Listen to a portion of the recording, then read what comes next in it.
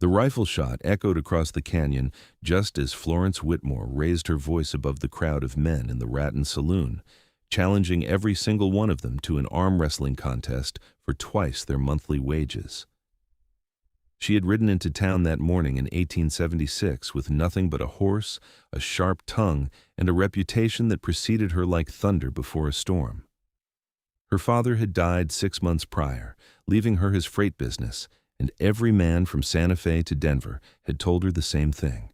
She was too much woman, too wild, too strong-willed, too everything for any decent man to handle.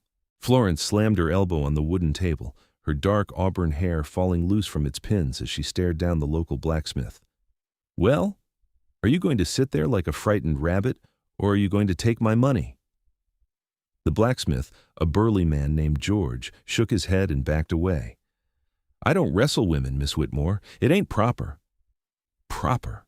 Florence laughed, a sound that carried genuine amusement mixed with bitterness. "Nothing about my life has been proper since I was 16. My father taught me to shoot, ride, and run a business. He taught me to stand on my own 2 feet because he knew the world would try to knock me down. So I will ask you one more time. Are you brave enough to face me, or should I find someone with an actual spine?" The saloon had gone quiet, except for the nervous shuffling of boots and the clink of glasses. Florence was tall for a woman, standing nearly 5 feet 9 inches, with broad shoulders from years of hauling freight and muscles that showed through her worn cotton dress. Her green eyes blazed with a challenge that most men found either terrifying or fascinating, and her face, while beautiful, was set in lines of determination that spoke of someone who had fought for every inch of respect she had earned. "I will take your challenge." The voice came from the doorway, deep and resonant like distant thunder rolling through mountain valleys. Every head in the saloon turned to see who had spoken. The man who stood there had to duck slightly to enter, his frame filling the doorway completely.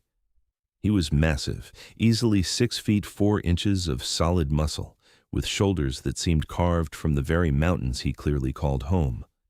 His hair was dark brown, touching his shoulders in thick waves, and his beard was neatly trimmed despite his rugged appearance.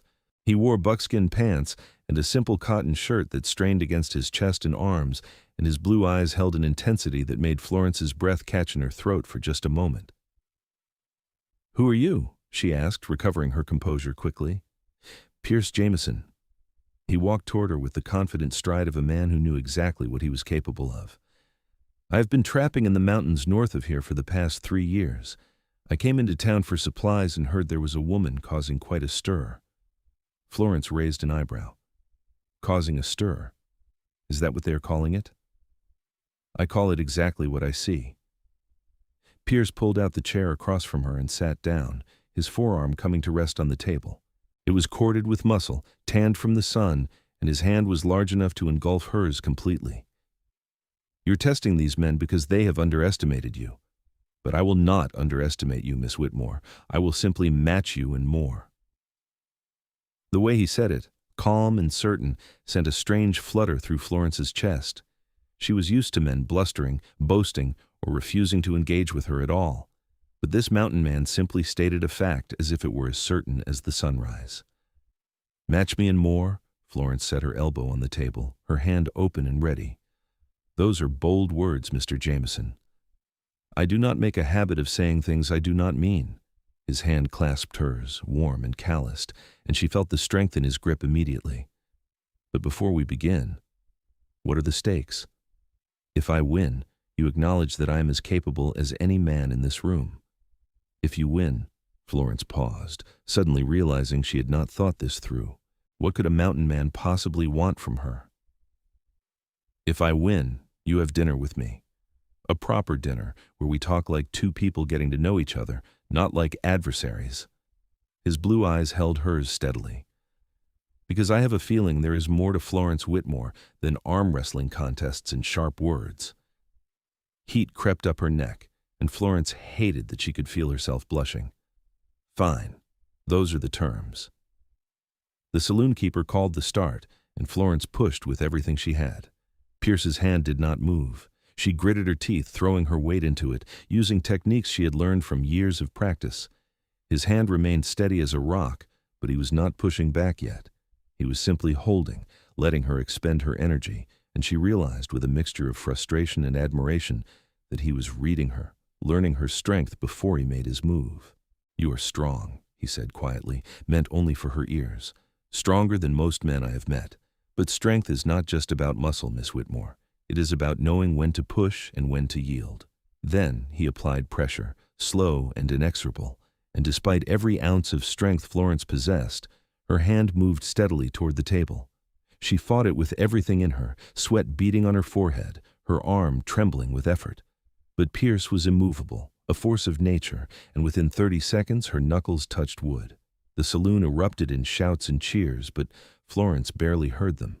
She was staring at Pierce, breathing hard, and he was looking back at her with something that resembled respect rather than triumph. "You are remarkable," he said, releasing her hand gently. "I've never had to work that hard. You barely broke a sweat." Florence tried to keep the bitterness from her voice, but some slipped through anyway. "Because I have been hauling beaver pelts up and down mountains for years. It is not a reflection on you. It is simply a matter of what our bodies are conditioned to do." He stood, extending his hand to help her up. "Now, about that dinner." Florence looked at his hand for a long moment. Every instinct screamed at her to refuse, to walk away, to protect herself from whatever this was.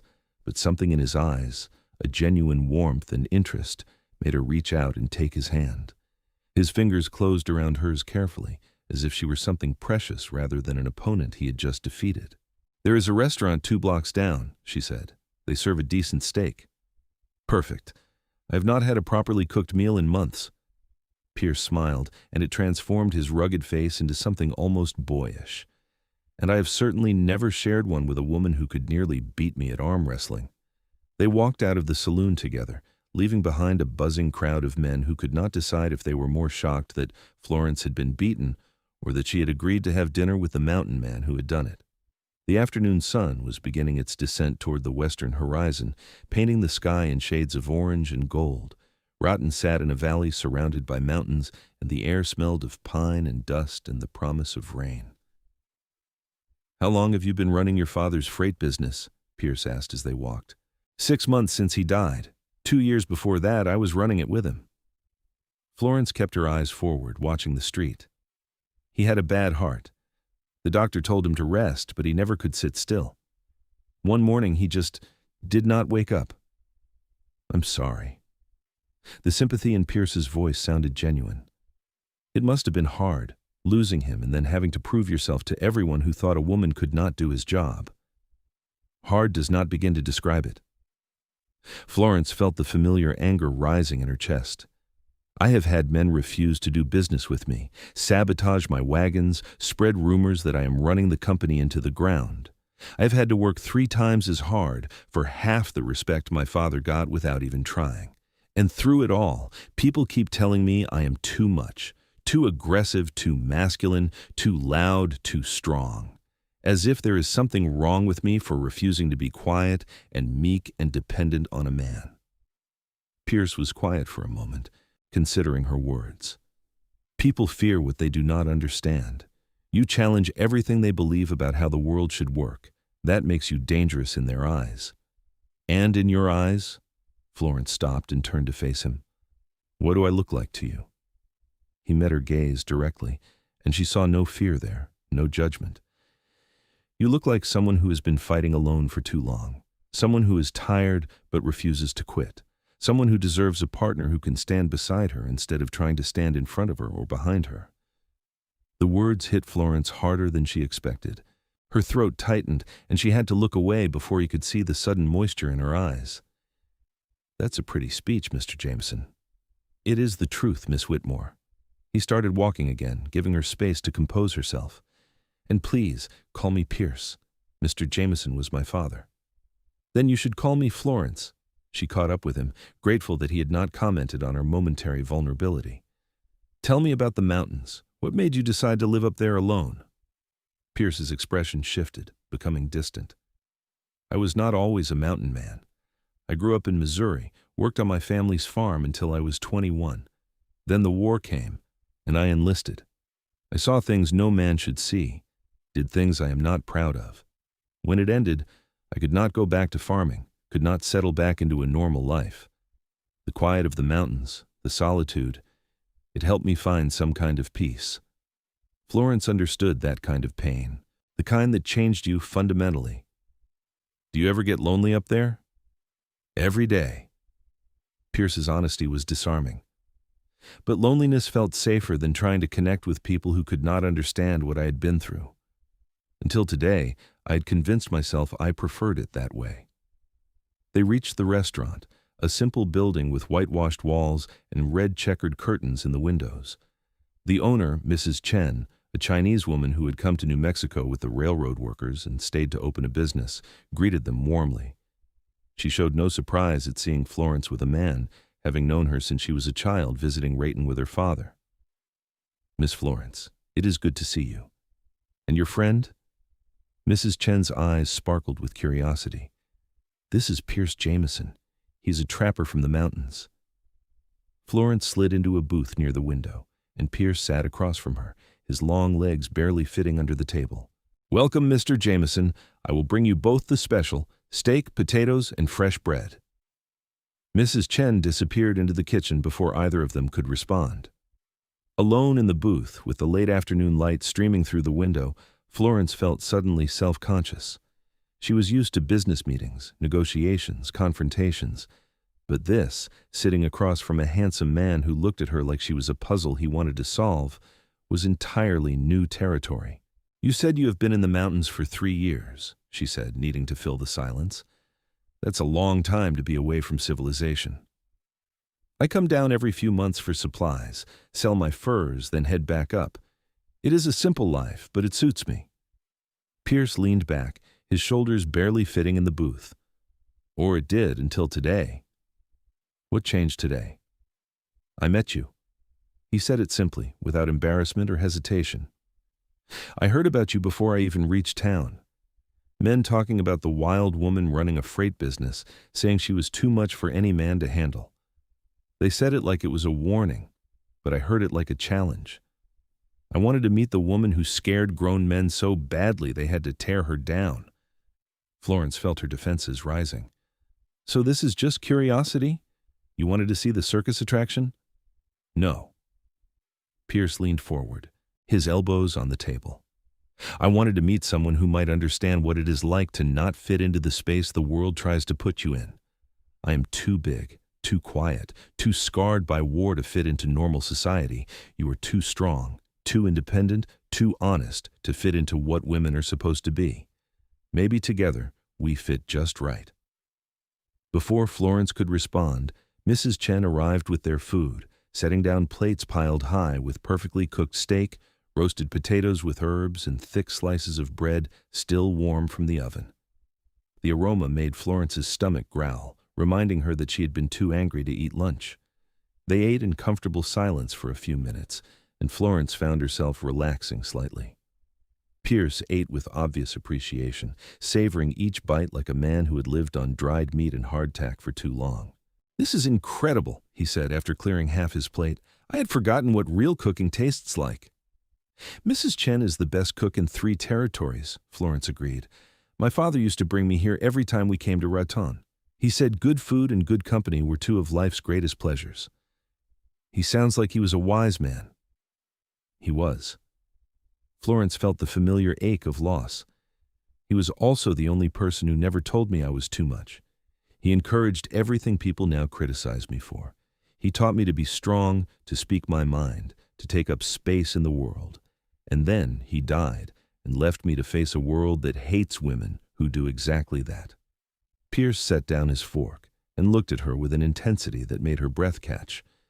"The world is wrong, Florence. There's no such thing as too much when it comes to passion, strength, or spirit. There are only people too small to appreciate it." Something in Florence's chest cracked open at those words. She had built walls around herself for so long, armor against the constant criticism and rejection, that she had forgotten what it felt like to be seen, truly seen, by someone who did not want to change her. "Why are you saying these things?" Her voice came out rougher than she intended. "You do not even know me." "I know enough. Pierce reached across the table, his hand palm up, an invitation rather than a demand. I know you are brave enough to challenge a room full of men. I know you are strong enough to run a business in a world designed to stop you. I know you are honest enough to speak your truth even when it costs you. That is more than enough for me to want to know everything else. Florence looked at his hand for a long moment. Taking it would mean opening herself up to the possibility of hurt, of disappointment, of all the things she had been protecting herself from. But it would also mean not being alone anymore. And she was so tired of being alone. She placed her hand in his, and his fingers closed around it gently. His hand was warm and rough and strong, and holding it felt like finding an anchor in a storm. I do not know how to do this, she admitted quietly. I have never let anyone close before. Neither have I, not since the war. Pierce's thumb traced a small circle on the back of her hand. So we will figure it out together. No expectations, no pressure. Just two people who are tired of being alone, learning what it means to let someone in. They finished their dinner holding hands across the table, talking about everything and nothing. Pierce told her about the mountains, describing sunrises over snow-capped peaks and the crystal-clear lakes where he set his traps. Florence told him about her freight routes, the challenges of managing drivers and schedules, the satisfaction of delivering goods on time despite everyone betting on her failure. As the sky outside turned from gold to purple to deep blue, Florence realized she'd been talking for hours without once feeling judged or dismissed. Pierce listened to every word with genuine interest, asked questions that showed he understood the complexities of her business, and never once suggested she should do things differently or more like a woman. I should get back to my hotel, Florence said reluctantly when Mrs. Chen began cleaning tables around them. I have a freight delivery leaving at dawn. Can I walk you there? Pierce stood, pulling out enough money to cover both their meals and a generous tip. They stepped out into the cool evening air, and Florence led him down the quiet street toward the small hotel where she kept a room when business brought her to Raton. The town was settling down for the night, lights glowing in windows, and the sound of a piano drifting from the saloon they had left hours ago. When do you head back to the mountains? Florence asked, trying to keep her voice casual. I was planning to leave in 2 days, once I have all my supplies. Pierce slowed his pace, as if trying to make the walk last longer. But I find myself reluctant to go. Why? Florence looked up at him, and in the lamplight from a nearby window, she could see the conflict in his expression. Because for the first time in 5 years, I met someone who makes me want to stay. He stopped walking and turned to face her fully. Florence, I know this is fast, and I know I have no right to ask anything of you. But could I see you again before I leave? Maybe tomorrow, if you have time? Florence's heart was pounding so hard she was sure he could hear it. Every rational part of her brain screamed that this was foolish, that getting attached to a man who lived in the mountains and only came to town a few times a year was asking for heartbreak. But the part of her that had been lonely for so long, that craved connection and understanding, was louder. I have to oversee a delivery tomorrow, but I will be back by early afternoon. There's a ridge about a mile east of town where you can see the whole valley. Meet me there at 3? Pierce's smile was like the sun breaking through clouds. I will be there. They had reached her hotel, and Florence found herself not wanting to say goodbye. She stood there, looking up at this massive mountain man who had somehow slipped past her defenses in a single evening, and felt terrified and exhilarated in equal measure. Thank you for dinner, she said softly, and for seeing me as I am instead of what everyone thinks I should be. Thank you for giving me a chance when you could have walked away. Pierce reached out and tucked a strand of hair behind her ear, his touch gentle despite the strength in his hands. Sleep well, Florence. You too, Pierce. She watched him walk away, his broad shoulders and confident stride making him stand out even in the dim light. When he turned the corner and disappeared from view, Florence let out a breath she had not realized she was holding and went inside. That night, lying in her small hotel room, Florence could not sleep. Her mind kept replaying every moment of the evening, every word Pierce had spoken, the way he had looked at her like she was extraordinary rather than excessive. She had spent so long believing she was too much for any man that she had stopped hoping for anything different. But Pierce had not just accepted her as she was, he had celebrated it. He had promised to match her and more, and she found herself wanting desperately to believe him. The next morning, Florence was up before dawn, organizing the freight delivery with an efficiency born of years of practice. She had 4 wagons loaded with supplies heading to a mining camp in the mountains, and she personally checked every harness, every wheel, every bit of cargo to ensure everything was secure. Her drivers, men who had learned to respect her competence if not her gender, followed her instructions without complaint. Everything looks good, Miss Whitmore," said the lead driver, a grizzled man named Tom who had worked for her father. "We will have these goods delivered by Wednesday. Make sure you take the northern route. The southern pass has been washed out by spring rains." Florence handed him the manifest. "And Tom, be careful. I heard there might be bandits working that area. We will keep our eyes open. You take care of yourself too, Miss Florence." Tom tipped his hat and climbed onto his wagon. Florence watched the wagons roll out of town, feeling the familiar satisfaction of a job well done. But underneath it was a buzzing anticipation for the afternoon, for seeing Pierce again. She spent the rest of the morning handling paperwork, confirming future deliveries, and trying not to watch the clock too obsessively. At 2:30, she changed into her riding clothes, sturdy pants and a cotton shirt that scandalized the proper ladies of Rayton but allowed her to actually move. She saddled her horse, a strong bay mare named Copper, and headed east out of town toward the ridge where she had agreed to meet Pierce. He was already there when she arrived, standing near the edge looking out over the valley. He had changed into clean clothes, and his hair was still damp from washing, curling slightly at the ends. When he heard her approach, he turned, and the smile that lit his face made her heart skip. "You came," he said, as if there had been any doubt. "I said I would." Florence dismounted and walked over to stand beside him. The view was spectacular. The valley spread out below them like a painting, with Raton nestled in the center and mountains rising on all sides. "I come here sometimes when I need to think. I can see why. It is beautiful." But Pierce was not looking at the view. He was looking at her. Florence felt heat rise in her cheeks. "You are staring." "I am." He did not look away. "I spent all night trying to convince myself that you could not possibly be as remarkable as I remembered. But seeing you now, I realize I underestimated you." "How do you do that?" Florence turned to face him. "How do you say things that sound like they should be flattery but feel like simple truth?" "Because they are simple truth. I do not know how to be anything but honest, Florence. The war burned out my ability to pretend." Pierce took a step closer. "So I will be honest now. I cannot stop thinking about you. I came to town for supplies, planning to spend 2 days and head back to my solitude. But now the thought of going back to those mountains alone feels unbearable." Florence's breath caught. "What are you saying?" "I'm saying that I want to know you, really know you. I want to hear about every freight delivery and every challenge you face. I want to learn what makes you laugh and what makes you angry. I want to be someone you can count on, someone who stands with you instead of in your way." Pierce reached out and took her hands in his. "But I also know I live in the mountains and you have a business to run. I do not know how to make that work, but I want to try if you do."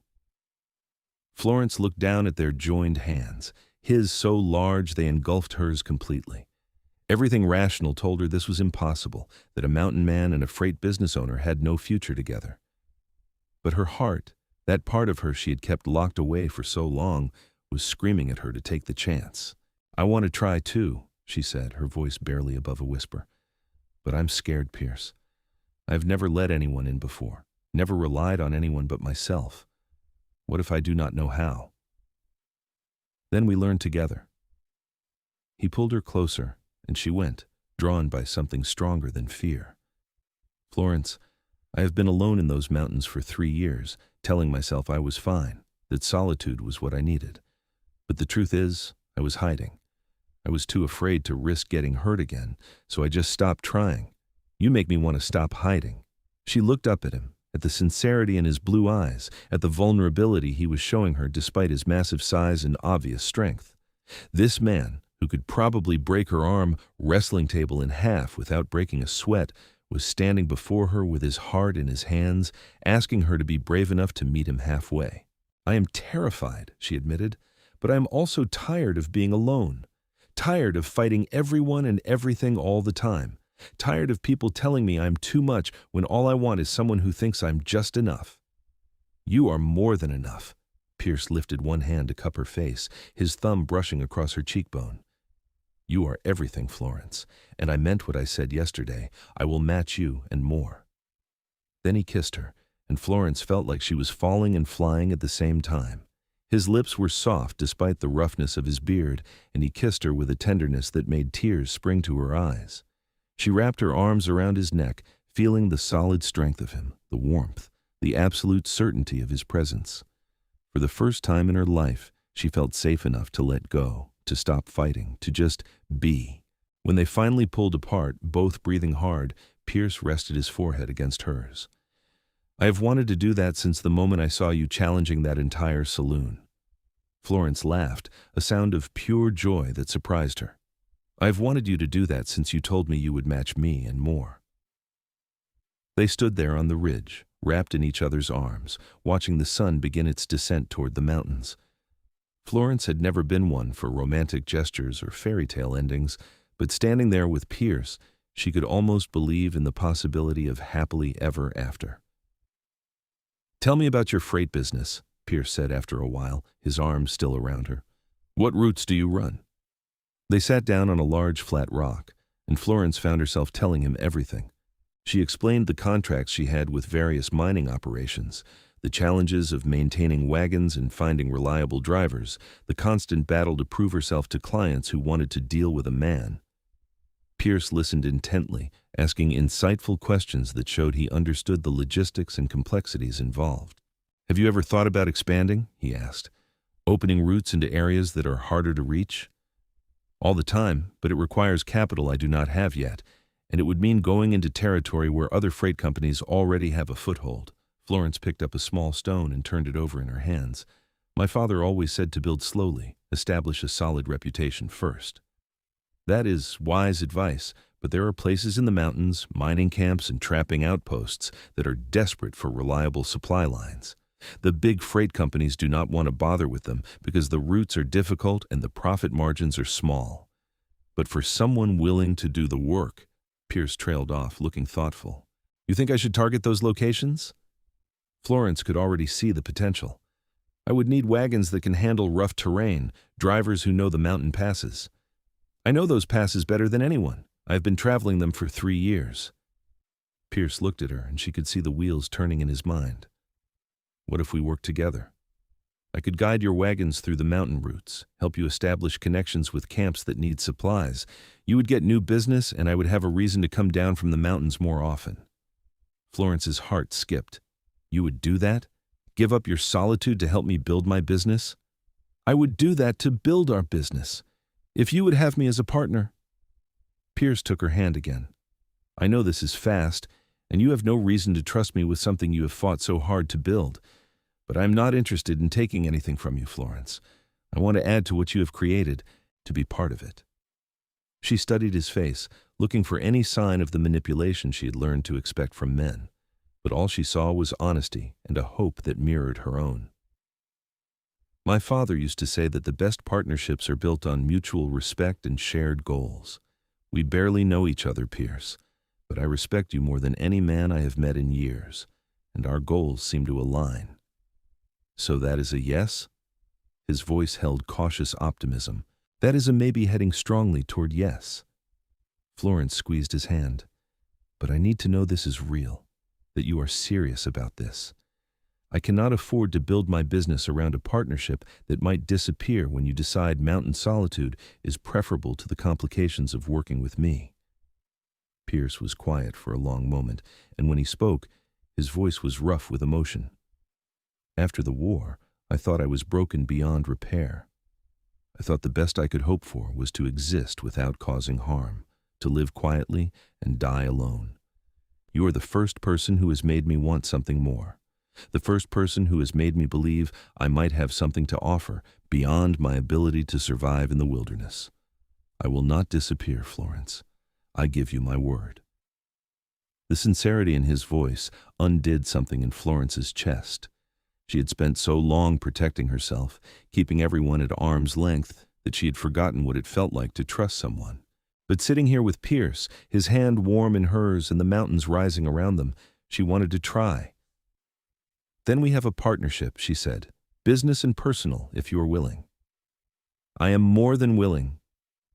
Pierce pulled her close and kissed her again, deeper this time, with a passion that made her forget they were sitting on a rock in full view of anyone who might pass by. When they finally broke apart, both of them were breathing hard. We should probably discuss the practical details, Florence said, trying to regain her composure. Probably, but Pierce did not let go of her. Though I find myself much more interested in kissing you again. Florence laughed, feeling lighter than she had in years. We have time for both. How long can you stay in Rayton before you need to go back for your traps? Another week, maybe 2 if I stretch it. I have enough furs stored to last through the next season. Pierce brushed a strand of hair from her face. What if I stayed for a month? We could use that time to scout potential routes, make connections with the mountain camps, and plan how this partnership would actually work. A month? Florence felt hope and fear warring in her chest. That would be wonderful. But where would you stay? The hotel is expensive for that long. I could camp outside of town or find a room to rent. I do not need much. Pierce looked at her carefully. Unless you have another suggestion? Florence felt her cheeks heat. I have a small house on the edge of Ratton, 2 bedrooms. Nothing fancy. My father bought it years ago, so we would have a place to stay when we were in town on business. I have been staying there alone since he died. She took a breath, feeling bold. You could stay in the 2nd bedroom. It would save you money, and we could spend more time together figuring this out. Pierce's eyes widened. Florence, I do not want to compromise your reputation. People already talk about you enough. Let them talk. They have been talking about me for years, and I am still here. Florence felt a surge of defiance. Besides, if we are going to be business partners, people will have to get used to seeing us together. We might as well start now. Are you sure? Pierce searched her face. I do not want to make things harder for you. You make things easier. The truth of it surprised Florence even as she said it. For the first time in 6 months, I do not feel like I am carrying everything alone. That is worth whatever gossip the town wants to spread. Pierce pulled her into another kiss, this one tender and full of promise. Then I accept your offer. And Florence? Yes? Thank you for taking a chance on me. They stayed on the ridge until the sun touched the western mountains, painting the sky in brilliant shades of orange and red. Then they rode back to Rayton together, and Florence showed Pierce to the small house that had been her refuge and prison for the past months. It was a simple structure, wood frame with a front porch and a small garden that Florence had not had time to tend. Inside was a sitting room with a fireplace, a kitchen with a cast-iron stove, and 2 bedrooms separated by a narrow hallway. The bedroom on the right is yours, Florence said, suddenly nervous about having him in her space. It has a bed and a dresser. Not much else, I am afraid. It is perfect. Pierce set down his pack and looked around with genuine appreciation. Florence, I have been sleeping on the ground or in a 1-room cabin for 3 years. This is luxury. She laughed, some of her nervousness easing. I suppose it is all about perspective. Let me make us some dinner. They worked together in the kitchen, Florence cooking, while Pierce chopped vegetables with a precision that spoke of years of preparing his own meals. They talked about his time in the mountains, the close calls with bears and mountain lions, the harsh winters that tested his survival skills. Florence told him about the early days of running the freight business alone, the mistakes she had made, the small victories that had kept her going. Over the next week, they fell into a rhythm. Florence would handle her business during the day while Pierce explored Ratton and the surrounding area, mapping out potential routes and making notes on which mountain camps might need supply lines. In the evenings, they would cook dinner together and plan their partnership, spreading maps across the kitchen table and debating the best approaches. But it was not all business. Pierce would wait for her on the porch when she came home, and the smile on his face when he saw her made Florence's heart skip every time. They would sit on the porch swing after dinner, talking until the stars came out, learning each other's stories. Pierce told her about his childhood in Missouri, about losing his brother in the war, about the guilt that had driven him to the mountains. Florence told him about her mother dying when she was young, about her father raising her to be independent, about the loneliness of being different in a world that demanded conformity. One evening, about 10 days into their partnership, they were sitting on the porch when Pierce suddenly stood and extended his hand. "Dance with me." Florence looked up at him, surprised. There is no music. We do not need music. He pulled her to her feet and wrapped one arm around her waist, taking her hand in his other. Just follow me. He began to move, slow and gentle, humming a melody Florence did not recognize. She followed his lead, and they swayed together in the darkness, the only sounds their breathing and the distant call of an owl. Florence rested her head against his chest, feeling the steady beat of his heart, and let herself sink into the moment. I could get used to this, she murmured. Good, because I plan on dancing with you as often as you will let me. Pierce pressed a kiss to the top of her head.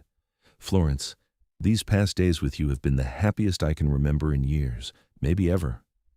She looked up at him, seeing the truth of it in his eyes. Me too.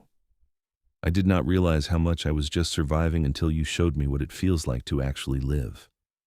Pierce cupped her face in his hands and kissed her with a tenderness that made her knees weak. The kiss deepened, becoming more urgent, and Florence felt heat pooling in her stomach. She pressed closer to him, her hands running up his chest, feeling the muscles beneath his shirt. Florence, Pierce breathed against her lips. We should stop. Why? She pulled back slightly, confused and a little hurt. Because I want you too much, and I do not want to rush this. His voice was strained. You deserve to be courted properly, to be sure this is what you want. Florence felt a surge of affection for this man who could so easily overpower her, but treated her like she was precious. I am sure, Pierce. I have never been more sure of anything. Then let me do this right. He took her hand and kissed her palm. Let me earn you properly. Over the next 2 weeks, Pierce courted Florence with an old-fashioned determination that both amused and touched her. He brought her wildflowers he found on his scouting trips. He fixed the garden fence she had been meaning to repair. He met with potential clients on her behalf, using his knowledge of the mountain territories to convince them that her freight company was their best option. And slowly, her business began to grow. A mining camp 30 miles into the mountains signed a contract for monthly supply deliveries. A trapping outpost agreed to use her wagons for their fur shipments. Word began to spread that Florence Whitmore had a new partner who knew the mountain passes like his own backyard, and suddenly, opportunities that had been closed to her began to open. But more than the business success, Florence found herself falling deeply in love with Pierce Jameson. He was everything she had never dared to hope for. Strong but gentle, confident but humble, supportive without being controlling. He treated her as an equal partner in every decision, valued her opinion, and never once suggested she should change who she was. One morning, about a month after they had met, Florence woke to the smell of coffee and bacon. She wrapped a robe around herself and padded into the kitchen to find Pierce cooking breakfast, his hair tied back and a dish towel tucked into his belt. Good morning, he said, looking up with a smile that still made her heart race. I thought you could use a morning where someone else did the cooking. Florence walked over and wrapped her arms around him from behind, pressing her face into his broad back. What did I do to deserve you? You were yourself, completely and unapologetically. That is all you ever needed to do. Pierce turned in her arms and kissed her forehead. Florence, I need to talk to you about something. Her stomach clenched. That sounds serious. It is, but not in a bad way, I hope. He led her to the table and poured them both coffee. I have been thinking about our partnership, about the routes we have been planning. To make this work, to really build the business you deserve, I would need to be here more than a few times a year. I would need to be here most of the time. Florence's heart began to pound. What are you saying? I am saying that I want to give up the trapping, sell my cabin and my equipment, and move to Rayton permanently. Pierce reached across the table and took her hand. I want to be your full partner in business and in life. I want to build something with you, not just visit occasionally. But I need to know if that is what you want too. Tears sprang to Florence's eyes. You would give up the mountains for me? I would give up anything for you. But it is not really a sacrifice, Florence. Those mountains were my hiding place, not my home. You are my home now. He squeezed her hand. I love you. I have loved you since the moment you challenged that entire saloon, and I fall more in love with you every single day. I want to spend the rest of my life matching you and more. Florence could not speak through the tears streaming down her face. She stood and pulled Pierce up with her, throwing her arms around his neck and kissing him with everything she felt. I love you too, she said between kisses. I love you so much it terrifies me. Yes, I want you here. Yes, I want to build this business together. Yes to everything." Pierce lifted her off her feet, spinning her around the kitchen, both of them laughing. When he set her down, his expression turned serious. "Then there is one more thing I need to ask you." He reached into his pocket and pulled out a small wooden box. Inside was a simple gold ring with a small diamond. "I know this is fast, and I know we have only known each other a month, but I am certain about you, about us. Florence Whitmore, will you marry me?" Florence looked at the ring, at the hope and love in Pierce's eyes, at the future stretching out before them. Every cautious, self-protective instinct she had developed over the years screamed at her to slow down, to be careful, to protect herself. But her heart, that part of her that Pierce had taught to trust again, knew the answer with absolute certainty. "Yes," she said, her voice clear and strong. "Yes, I will marry you." Pierce slipped the ring onto her finger, and it fit perfectly. Then he kissed her again, and Florence knew she had finally found what she had been searching for all along. Someone who did not just tolerate her strength, but celebrated it. Someone who stood beside her as an equal. Someone who saw her as just enough exactly as she was. They were married 3 weeks later in a simple ceremony at the church in Raton. Florence wore a cream-colored dress that Mrs. Chen had helped her choose, and Pierce wore a new suit that strained slightly across his massive shoulders. The guest list was small, mostly people from town who had watched Florence grow up and were cautiously happy to see her finding love, even if they did not fully understand it.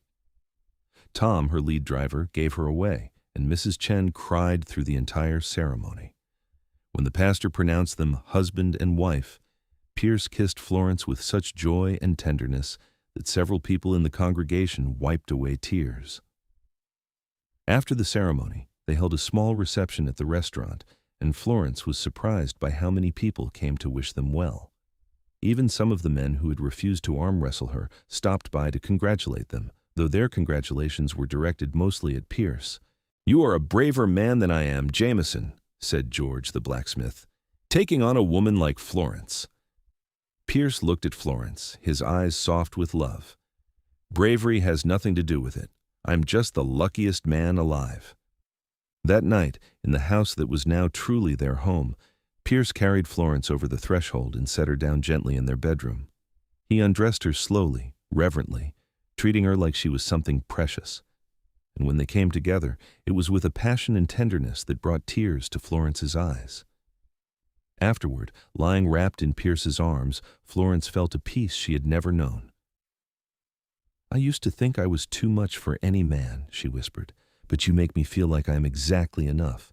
Pierce pulled her closer. "You are more than enough. You are everything." The months that followed were a whirlwind of growth and change. Pierce sold his mountain cabin and used the money to buy better wagons and equipment for the freight business. He spent weeks in the mountains, mapping routes and negotiating with mining camps and trapping outposts. Florence handled the logistics and customer relations, using her years of experience to streamline their operations. Together, they built something neither could have created alone. Pierce's knowledge of the mountain passes and his connections with the isolated communities opened doors that had been closed to Florence. Her business acumen and organizational skills turned those opportunities into a thriving enterprise. Within 6 months, their freight company was the most reliable option for mountain deliveries in the territory, and they had to hire additional drivers to keep up with demand. But more than the business success, they built a life together. Pierce taught Florence to track animals and survive in the wilderness. Florence taught Pierce about financial planning and business strategy. They argued sometimes, both of them strong-willed and opinionated, but they had learned to argue productively, listening to each other and finding compromises. On their first anniversary, Pierce took Florence up into the mountains to the cabin he had sold. The new owner, a young trapper, had agreed to let them stay for a weekend as an anniversary gift. "I wanted to show you where I lived before I met you," Pierce said as they stood looking at the small, rough cabin, "so you could understand how much my life has changed." Florence looked at the isolated cabin, imagining Pierce living here alone for 3 years, and her heart ached for the lonely man he had been. "Do you ever miss it? The solitude? The simplicity?" "Never." Pierce wrapped his arms around her from behind, resting his chin on the top of her head. This cabin was a place to hide from life. You taught me how to live again." That night they made love in front of the cabin's small fireplace, and Pierce told Florence stories about his time in the mountains. The next morning they hiked to a pristine alpine lake, and Florence understood why Pierce had found peace here. The mountains were beautiful, vast and ancient and humbling. "I can see why you loved it," she said, looking out over the crystal-clear water. "I did not love it," Pierce corrected gently. "I used it. There is a difference. I love you, Florence. You are the first thing I have truly loved since before the war." 2 years into their marriage, Florence discovered she was pregnant. She told Pierce over dinner, nervous about how he would react. They had never discussed children, too focused on building their business and their life together. Pierce stared at her for a long moment, and then his face broke into the widest smile she had ever seen. "We are going to have a baby?" "Yes." Florence felt tears welling up. "Are you happy?" "Happy?" Pierce stood and pulled her into his arms, lifting her off her feet. "Florence, I am beyond happy. I am terrified and excited and grateful all at once." Their son was born in the spring of 1879, a healthy baby boy with Pierce's blue eyes and Florence's auburn hair. They named him William, after Florence's father, and from the moment Pierce held his son for the first time, Florence saw a new dimension of the man she loved. Pierce was a devoted father, patient and gentle despite his massive size. He would sit for hours with William in his arms, singing songs his own father had taught him, telling stories about the mountains. And as William grew, Pierce taught him the same lessons he had learned: respect for nature, the importance of hard work, and the value of treating everyone with dignity. Florence continued to run the freight business, now with a staff of 10 drivers and an office in town. She had proven herself so thoroughly that people no longer questioned a woman running a freight company. They simply recognized her as the best in the territory. And Pierce was always there, supporting her, taking on extra work when she needed rest, never once suggesting she should give up her business for motherhood.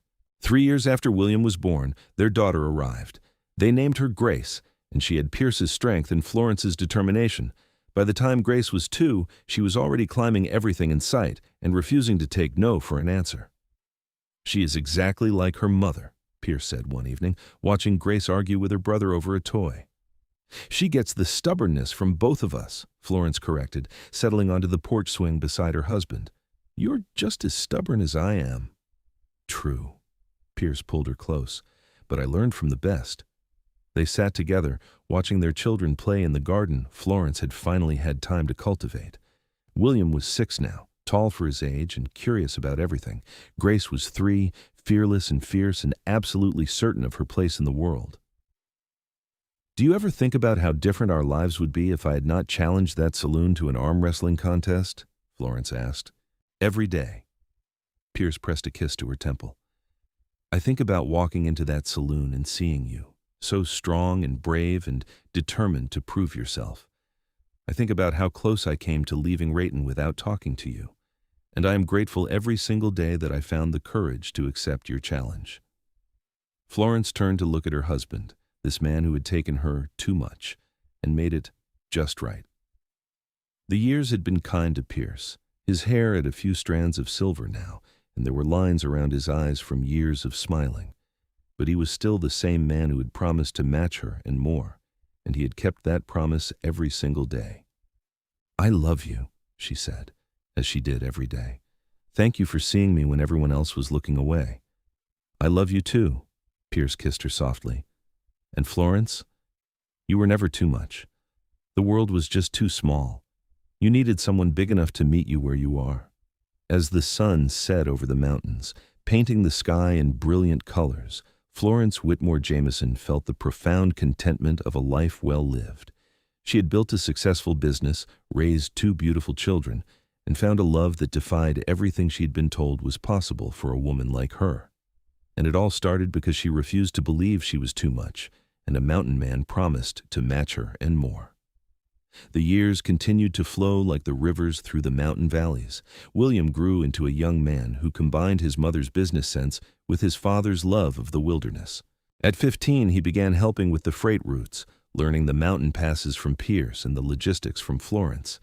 He had his father's height and build, already standing 6 feet tall and still growing, with his mother's sharp mind and quick tongue. Grace, at 12, showed no interest in following conventional expectations for young ladies. She could outride most of the freight drivers, shoot as well as her mother, and had a fierce determination that reminded everyone who met her exactly whose daughter she was. Florence watched her daughter grow with a mixture of pride and recognition, seeing herself reflected in Grace's refusal to be limited by what society said she should be. The freight business had expanded beyond anything Florence had imagined in those early days. They now had contracts throughout New Mexico and into Colorado, with a fleet of 20 wagons and a staff of 30 people. Pierce had become known as the best guide in the territory, able to navigate routes that other companies considered impossible. And Florence's reputation as a shrewd businesswoman had grown to the point where other freight companies sought her advice. But success had not changed them fundamentally. They still lived in the same small house on the edge of Raton, though they had added on as the children grew. They still cooked dinner together most nights, still sat on the porch swing, talking until the stars came out. And Pierce still looked at Florence with the same wonder and love he had shown her that first night over dinner at Mrs. Chen's restaurant. One evening in the summer of 1887, when William was 8 and Grace was 5, they hosted a celebration for the 10th anniversary of their freight company. The whole town turned out, a testament to how far Florence had come from the woman who had challenged a saloon full of men to arm wrestling contests. Tom, now semi-retired but still occasionally driving routes, stood to make a toast. "I have worked for the Whitmore family for over 20 years. I watched Florence grow up, saw her struggle after her father died, and doubted whether she could really run this business alone." He looked at Florence with genuine respect. "I was wrong. Not just because she proved she could do it, but because she proved she could do it better than anyone else. And when she found a partner who could match her strength and vision, well, that is when things really took off. To Florence and Pierce Jameson, the best freight company in the territory and the best partnership I have ever seen." The crowd raised their glasses, and Florence felt tears prick her eyes. Pierce squeezed her hand under the table, and she looked at him to see him watching her with that familiar expression of love and pride. Later, after the guests had gone home and the children were asleep, Florence and Pierce walked out to the ridge where they had shared their second meeting. The view was the same, the valley spread out below them, and the mountains rising on all sides, but everything else had changed. "Do you remember the first time we came here?" Florence asked, leaning against Pierce's solid warmth. "I remember everything about those early days. I remember thinking that I had never met anyone like you, someone who challenged me to be better while accepting exactly who I was." Pierce wrapped his arms around her. "I remember being terrified that you would realize you did not need me, that your strength was more than enough on its own." Florence turned in his arms. "I was strong on my own. But with you, I am stronger. That is what you never understood, Pierce. You did not diminish me by being in my life. You enhanced everything I already was. You enhanced me too. You still do, every single day." Pierce cupped her face in his hands. "Florence, do you remember what I said to you that first day in the saloon? You said you would match me and more. And have I? Matched you?" His eyes searched hers. Florence thought about their 10 years together, the way Pierce had supported her business while never trying to take it over. The way he had stood beside her through difficult negotiations and dangerous situations. The way he parented their children with strength and tenderness. The way he loved her, consistently and completely, seeing her as neither too much nor too little, but as exactly enough. "You have more than matched me," she said softly. "You have been everything I needed, and so much more than I knew to ask for. You saw me when I felt invisible. You valued me when everyone else devalued me. You loved me when I had forgotten how to love myself."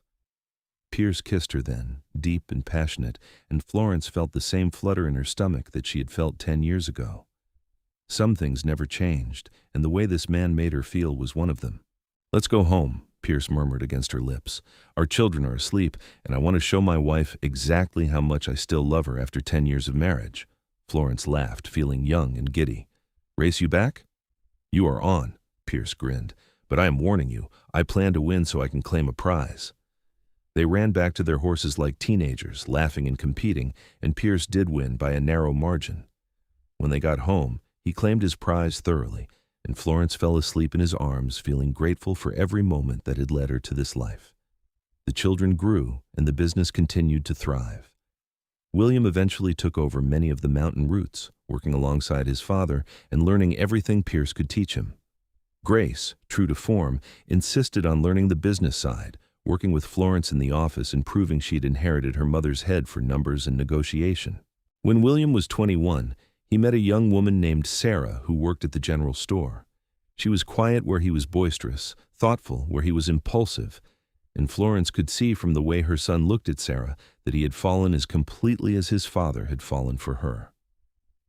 They married a year later, and Sarah proved to be a perfect addition to the family, bringing a calm steadiness that balanced William's enthusiasm.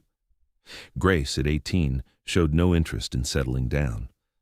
She had her mother's independent streak magnified, and she announced at dinner one evening that she wanted to open a branch office of the freight company in Denver. "You are only 18, Pierce said, his protective instincts flaring. "Denver is a long way from home." "I'm the same age Mother was when Grandfather started teaching her the business," Grace countered, "and I am ready. I've been working with Mother for 4 years. I know this business inside and out." Florence looked at her daughter, seeing so much of herself in Grace's determined expression. "Your father is worried because he loves you. But Grace, if you think you are ready, I believe you." Pierce looked at Florence. "You're going to support this? She is our daughter. She has your courage and my stubbornness. If we tell her no, she will just do it anyway. Better to support her and make sure she has the resources to succeed." Florence turned to Grace. "But you will not go alone. We will send Tom's son Robert with you as a partner. He knows the business, and I trust him to watch your back." Grace's face lit up. "Really? You will let me do this?" "We will help you do this," Pierce corrected. "Because that is what family does. We support each other's dreams while keeping each other safe." 6 months later, Florence and Pierce stood on the train platform in Rayton, watching Grace board the train to Denver. Their daughter was confident and excited, ready to take on the world, and Florence felt pride mixed with the natural fear of a mother watching her child leave home. "She will be fine," Pierce said, pulling Florence close. "She is your daughter. She can handle anything." "I know, but I remember what it was like, being a young woman trying to prove herself in a business run by men. It is hard and lonely and sometimes heartbreaking." Florence wiped away a tear. "I do not want her to struggle the way I did. She will struggle because the world has not changed that much, but she will also succeed because she has something you did not have when you started." Pierce turned Florence to face him. "She has parents who believe in her absolutely. She has a family business to back her up, and she has seen her entire life what a woman can accomplish when she refuses to accept limitations. You gave her that, Florence. You showed her what is possible." The train pulled away, and they watched until it disappeared around a bend. Then they walked home hand in hand, returning to the house that had been the center of their life together for over 15 years. That night, alone in their home for the first time since William was born, Pierce and Florence rediscovered the simple pleasure of being just the two of them. They made love slowly, taking their time, and afterward lay talking about their children, their business, their future. "I never imagined this," Florence said, her head on Pierce's chest. "When I was fighting so hard just to survive, just to prove I had a right to exist in the world as I was, I never let myself imagine actually being happy, actually having a family and a partner and a life I love." "I never imagined it either." Pierce stroked her hair. "I thought I would die alone in those mountains, and I had made peace with that. But Florence, you did not just give me a life. You gave me a reason to live." They fell asleep, wrapped around each other, and in the morning they woke to sunlight streaming through the window and the sound of birds singing. It was a new chapter, with their children grown and building their own lives, and Florence and Pierce faced it the same way they had faced everything, together. The years continued their steady march. William and Sarah had their first child, a daughter they named Florence after her grandmother, and Pierce cried when he held his granddaughter for the first time. Grace's Denver office became one of the most successful branches of the freight company, and she earned a reputation for being tough but fair, exactly like her mother. On their 20th wedding anniversary, Pierce took Florence back to the ridge where they had first kissed. But this time, he had arranged something special. There was a blanket spread out with a picnic basket, and as the sun set, he pulled out a small wooden box. "You gave me a ring when we got married," Florence said. "What is this?" "Open it." Pierce's eyes were soft with love. Inside was a locket on a delicate gold chain. Florence opened it to find two tiny portraits, one of William and Sarah with baby Florence, and one of Grace in front of her Denver office. "Our family," Pierce said. "Everything we built together. I wanted you to have something to carry with you, a reminder of what we created, not just in business but in life." Florence felt tears streaming down her face. "Pierce, it is beautiful." He fastened it around her neck, and she touched it gently, feeling the weight of it over her heart. 20 years ago, I was alone and angry and convinced I was too much for any man to handle. You proved me wrong in the best possible way. You were never too much. Everyone else was just not enough." Pierce pulled her into his arms. "And I plan to spend the next 20 years and every year after that continuing to match you and more." They sat together on the ridge, watching the stars come out, and Florence thought about the journey that had brought them here. From that first confrontation in a saloon to this moment of perfect contentment, it had been a life beyond her wildest dreams. The freight business continued to grow, becoming one of the largest in the region. William eventually took over the Rotten operations, managing them with the same dedication his parents had shown. Grace expanded to a third office in Colorado Springs, proving that the Jameson Freight Company was a force to be reckoned with throughout the territory. And through it all, Florence and Pierce remained the heart of the operation and of their family. They were the couple everyone pointed to as proof that love could be a true partnership, that two strong people could build something beautiful together without diminishing each other. As they grew older, they began to slow down. Pierce, now in his 50s, still had the strength and stamina of a man 20 years younger, but he let William and Grace handle more of the day-to-day operations. Florence, who had spent 30 years fighting to prove herself, finally allowed herself to step back and enjoy the success she had built. They spent their days working in the garden, taking long walks through the mountains Pierce still loved, and spoiling their grandchildren. Baby Florence was joined by two brothers, and Grace eventually married a lawyer she met in Denver, a quiet man who admired his wife's strength rather than feeling threatened by it. They had a son they named Pierce, and when Florence's namesake held her great-grandson for the first time, she felt the circle complete. On their 30th wedding anniversary, surrounded by their children and grandchildren, Florence stood to make a toast. She was in her 50s now, her auburn hair threaded with silver, but her green eyes still held the same fire they had in her youth. 30 years ago, I was told I was too much for any man to handle, too strong, too independent, too everything. I believed it for a while, thought there was something wrong with me for not fitting into the small space the world wanted to put me in. She looked at Pierce, who was watching her with the same love and admiration he had always shown. Then this man walked into a saloon and said he would match me and more. And he has, every single day for 30 years. Florence raised her glass. "To my husband, my partner, my best friend. You taught me that being too much for the wrong person just means you are exactly right for the right person.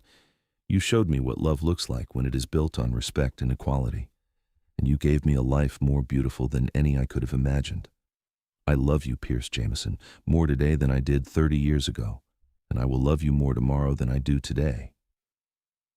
Pierce stood and pulled her into his arms, kissing her in front of their entire family. "And I love you, Florence Jameson, my fierce, beautiful, unstoppable wife. You are, and always will be, exactly enough." The party continued late into the night, filled with laughter and stories and the warmth of a family built on love and mutual respect. And when everyone had finally gone home, Florence and Pierce sat on their porch swing, holding hands and watching the stars. "Do you have any regrets?" Florence asked quietly. "Not a single one." Pierce squeezed her hand. "Everything I am, everything I have, everything that matters came from meeting you that day. I would not change a moment of it. Not even the hard times, the struggles, the setbacks."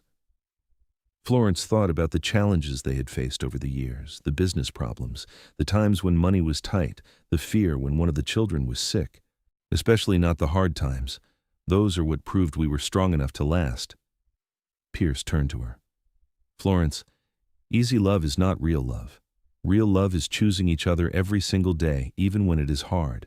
And I have chosen you every day for 30 years. And I have chosen you." Florence leaned her head on his shoulder. "I will keep choosing you for as long as we have." They sat there in comfortable silence, two people who had found exactly what they needed in each other.